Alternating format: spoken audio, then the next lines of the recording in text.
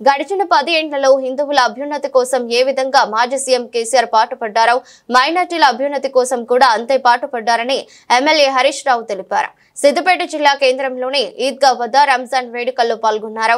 ఈ సందర్భంగా ముస్లిం సోదరులతో అలైబలై తీసుకుని ముస్లిం సోదరులకు రంజాన్ శుభాకాంక్షలు తెలిపారు. అనంతరం హరీష్ రావు మాట్లాడుతూ అన్ని వర్గాలు పైకి వచ్చేలా ప్రభుత్వాలు కృషి చేయాల్సిన అవసరం ఉన్నదని పేర్కొన్నారు. ఈరోజు తెలంగాణ రాష్ట్రంలో ముఖ్యంగా గత 10 ఏళ్ల కేసీఆర్ పాలనలో మైనార్టీల అభ్యున్నతి కోసం హిందువుల అభ్యున్నతికి ఏ రకంగా అయితే పాటుపడ్డారో మైనార్టీల అభ్యున్నతి కోసం కూడా బీఆర్ఎస్ ప్రభుత్వం గత 10 ఏళ్లు కృషి చేసింది.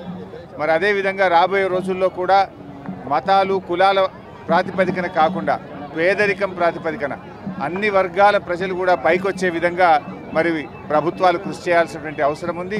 ఈరోజు ఈ రంజాన్ పండగ మరి అందరూ కూడా హిందూ ముస్లింలు అనే భేదాభిప్రాయం లేకుండా నిన్న ఉగాది పండుగ రోజు ముస్లిం మైనార్టీలందరూ హిందువుల ఇళ్లలోకి వచ్చి భక్ష్యాలు తిన్నారు, ఉగాది శుభాకాంక్షలు తెలిపారు.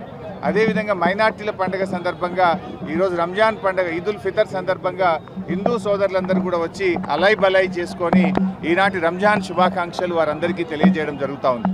అంటే ఇలా ఎన్నో ఏళ్లుగా మన రాష్ట్రం కానీ మన దేశం కానీ మతాలకు అతీతంగా సోదర భావంతో ఒకరి పండుగల్ని ఒకరి సంప్రదాయాల్ని మరొకరు గౌరవిస్తూ ఎంతో సఖ్యతతో జీవించినటువంటి ప్రాంతం. మరి కొంతమంది కొన్ని శక్తులు రెచ్చగొట్టేటువంటి ప్రయత్నం చేస్తున్నప్పటికీ కూడా అందరూ కూడా ఓపికతో సంయమనంతో శాంతితో సౌభాతృత్వంతో కలిసిమెలిసి ఈ రాష్ట్రం ఈ దేశ అభివృద్ధి కోసం సోదర భావంతో అందరం కలిసి కృషి చేయాలని చెప్పి కోరుకుంటూ మరొకసారి तमाम हमारे भाइयों को बहनों को आज रमजान की ईद की मुबारकबाद पेश करता हूँ. పండుగ అంటే ఈదుల్ ఫితర్ నిన్న ఉగాది పండుగ జరిగింది. ఉగాది పండుగలో ముస్లిం సోదరులు ఈరోజు రంజాన్ పండుగలో హరీష్ రావు గారి నాయకత్వంలో వందల సంఖ్యలో హిందూ సోదరులు కూడా ఈద్గా దగ్గర వచ్చి ప్రతిసారి ఎట్లయితే అనంతుల మదన్మోహన్ గారు, ఎట్లయితే కేసీఆర్ గారు, ఎట్లయితే హరీష్ రావు గారు ప్రతి సంవత్సరము ఇక్కడికి వచ్చి రంజాన్ కానీ బక్రీద్ కానీ రంజాన్ పండుగ కానీ బక్రీద్ పండుగకు శుభాకాంక్షలు చెప్తారో అదే మాదిరిగా ఈనాడు కూడా వారు శుభాకాంక్షలు చెప్తా ఉన్నారు. నేను దేవునితో ప్రార్థన చేస్తూ ఉన్నాను.